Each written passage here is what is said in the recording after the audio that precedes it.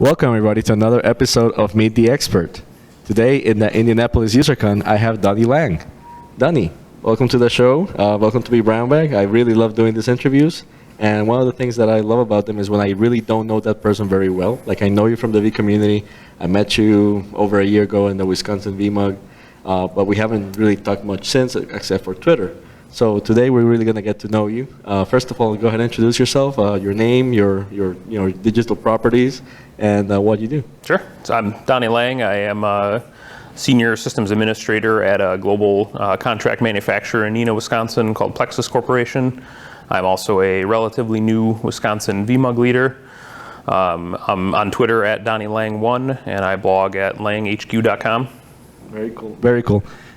So one of the things I like to start off with, because I always get so cool stories, is what drove you into IT? What was the thing that told you that you wanted to do this for a living?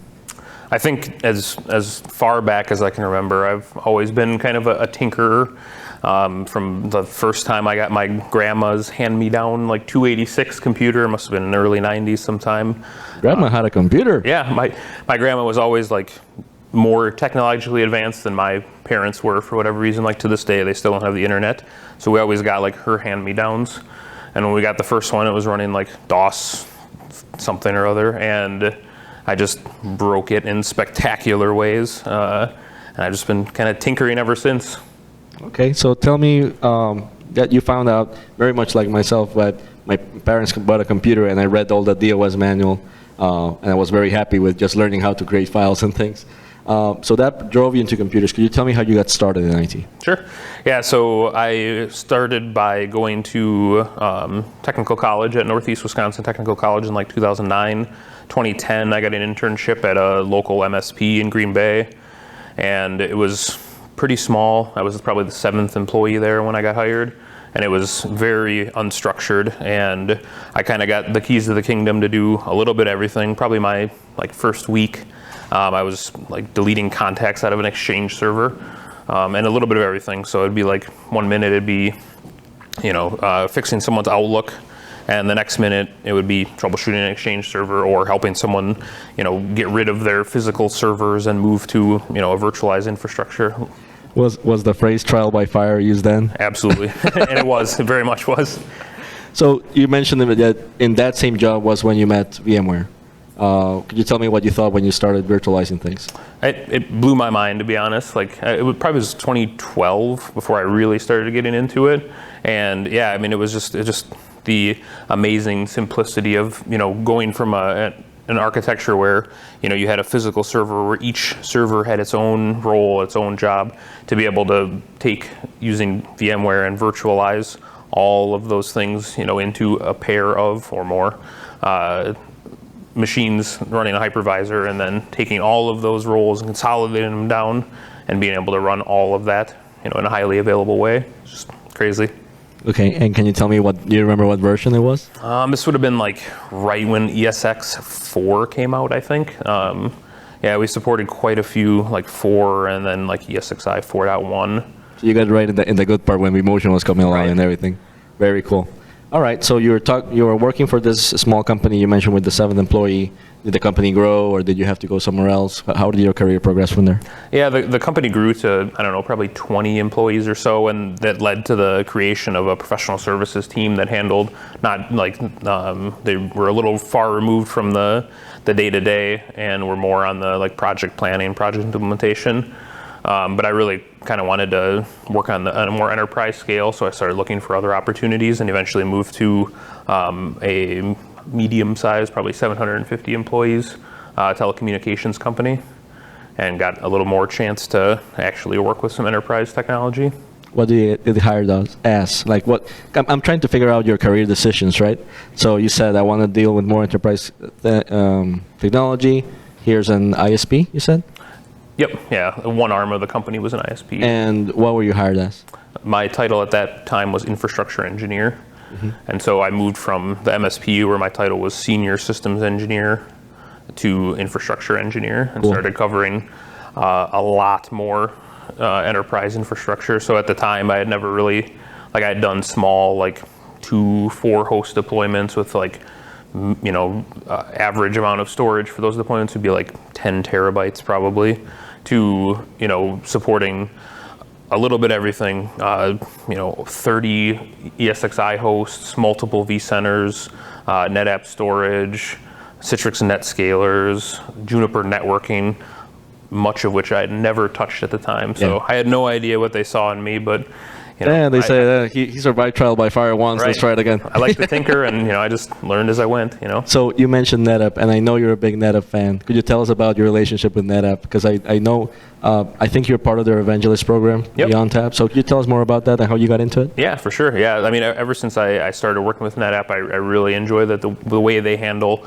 When I got into that, working with NetApp, it was still primarily a storage company, and the way that they deliver storage is very elegant, I thought. And since then, they've really kind of blossomed into a data management company where they have an entire suite of products that they call the data fabric. And so they have a bunch of different product offerings that fit into this overarching vision of the data fabric.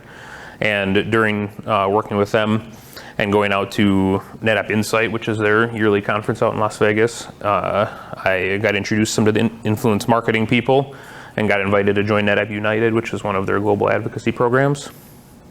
And when was that? That would have been 2017, late 2017 or early 2018. Okay, so not that far ago. Yep. Did you apply for vExpert?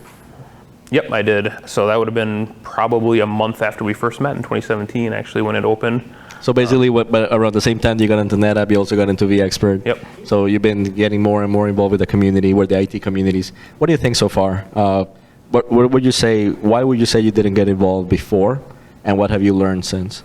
I think what prevented me from getting involved in the first place was just kind of like a imposter syndrome of sorts. Fear of putting myself out there and finding out that maybe I don't know everything I thought I knew. And sometimes I did find that out, and that leads to learning opportunities. And I think that is really what has been the benefit of it, is that it's, the more I do it, the less scary it becomes to stand up and say, I don't know everything, and I'm here to learn from other people. And that really is the kind of the main thing of the vCommunity for me, is that, I can go and learn from other smart people, and also eventually, put the knowledge that I do have out there, because everyone, I think, has a unique set of knowledge where, something that's commonplace to me may not be to the next person, and I can share that information, and vice versa. Some piece of knowledge they have is, commonplace to them, but maybe, something unfathomable to me, and I can take that information from them and learn from it. So I would say that you've been doing a great job, right, on those fronts. And now that you mentioned that you are a VMUG leader for Wisconsin, that's like taking it up to 100, right? So what have you liked so far of being a VMUG leader? How long have you been a VMUG leader? Officially, it's been a couple of months, I think. And it has been different than being part of the steering committee as well. It's been more responsibility, helping to plan the meetings and having more input into how those meetings go and how they're shaped. And that's been really cool for me, I think, is being able to actually kind of give back to a community that I felt like has given a lot to me, because I've been attending VMUG since 2012 when I really got into VMware, and I can recall going there and just feeling like I didn't know anything at all, and I still do some days, and being able to have the opportunity to sit on the other side of the table, so to speak, and shape what VMUG members are able to see at the meetings that they go to. That's one of the more fun parts of being a VMUG leader, is that those discussions you have with other leaders saying, okay, we only have 3 or 4 or 5 meetings a year. What are we going to focus on? What are we going to bring them? What do we think our people are interested? Let me go talk to my users, right? So that's for me was one of the more rewarding parts of being a VMUG leader. But there is a lot of work, as you're starting to see a lot of chasing vendors and trying to get the right persons. Oh, yeah, definitely. Trust me, I love VMUG leaders. I respect VMUG leaders, so congratulations on that, and thank you for that. I feel like we're not really getting to the whole picture of Donny. We've talked tech, we've talked career, but we haven't talked interest or family. Tell me more about that. So I have my wife, Amanda, and we live in Kimberly with our 3 kids, Addie, who is 9, Connor, who is 4, and Cora, who is 6. Addie and Cora, obviously girls. Connor is a boy. And then we have a dog, like a Labradoodle named Booker. And in my free time, when I'm not doing technology stuff, I am probably either drinking bourbon or cooking up smoked meats on my pellet grill. There you go. Okay, so do you also use the tweet your meat hashtag? I do. Perfect. We were talking to Tim D before that, so he was telling us all about it. I encourage you to not browse that hashtag. I've decided that I will continue to use it, but browsing it is risky. Because you get hungry? Because there is two different definitions of. Oh yeah. Okay, got it. Okay. Do you want to do any shout-outs before we close down here? Shout-outs. Or any announcements you have from the vMUG? Anything you want to close with? No, I don't have any specific announcements or anything, but I do want to give a shout-out to the Indie vMUG leaders for being awesome hosts and putting on a great event. It's been a blast. I've had a lot of fun. Definitely worth the drive. Yeah, likewise. All right. Well, thank you so much. Thank you. Appreciate it.